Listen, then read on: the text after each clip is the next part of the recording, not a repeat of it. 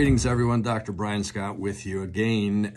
Another episode of Insight to the End Times. Where are we on God's timetable? The answer is we're getting very close to the end. We're getting very close to the pre-tribulation rapture of believers, the pre-tribulation rapture of the church.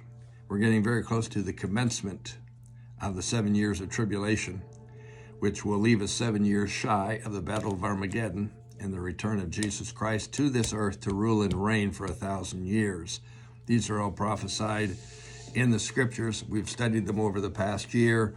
There's lots of good material. If you go back to our website, insighttotheendtimes.com, and to our archives, you can find some tremendous teaching and revelation there. Today we are studying Matthew 24 and verses 3, 4, 5, 11, 23, and 24. These are verses where the disciples asked Jesus, where are we on your end time timetable?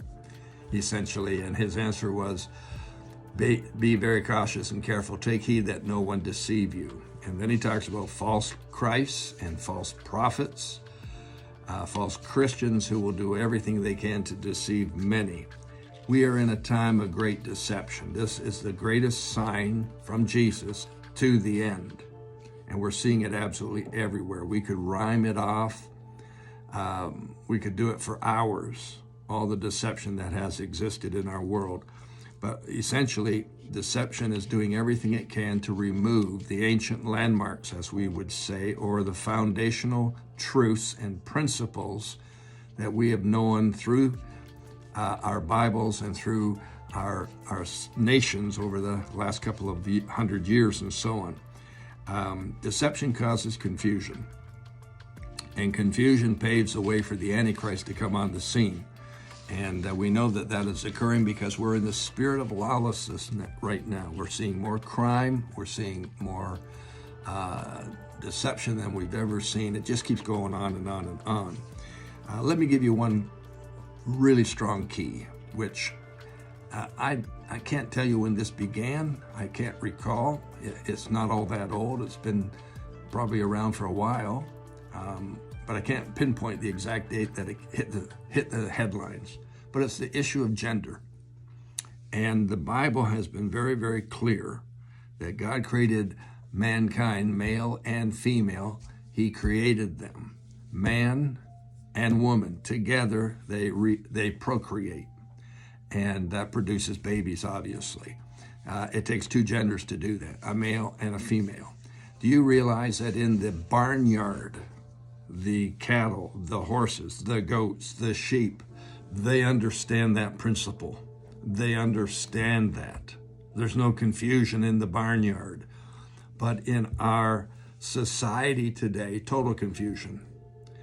People don't know who they are or what they are. And now we have as many as over 100 different genders, if you can even comprehend that. And now we have what is called self-identification. So on Monday, I'm a male, but on Tuesday, I self-identify as a female.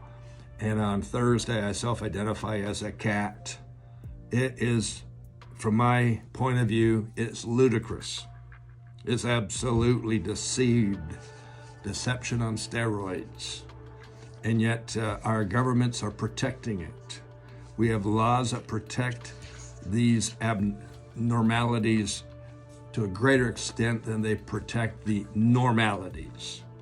You'll notice that I'm sharing my viewpoint with you, obviously. But deception reaches a point where good is called evil and evil is called good. And we're seeing people who have so-called transgendered from one sex to another who now are wishing they'd never done it. We now have lawsuits where someone who transgendered from female to male is now suing the counselors, the doctors, and so on, who permitted this to occur. Everything's going crazy. So in the natural, think about this with me for a moment. We have tsunamis, they're dangerous. We have tornadoes, they're extremely dangerous. We have hurricanes, they're dangerous. We go through seasons of tsunamis, tornadoes, and hurricanes. They bring great destruction. Could you agree with me on that? Yes, I know you can. Well, I would like to suggest to you that we are in a season of tsunami, tornado, and hurricane-like effect against our moral standards, our biblical standards, our church standards, all in the name of social progress, cultural progress, and so-called freedom. And the attack against our morals and our standards and our biblical standards come under these headings: inclusivity, equality, diversity. They throw intolerance at us, and so on and so forth. Folks, I'm coming from the point of view of biblical scriptures. And this is called deception. This is called confusion. This is called delusion. This is called end-time preparation for the Antichrist. This is where we are today.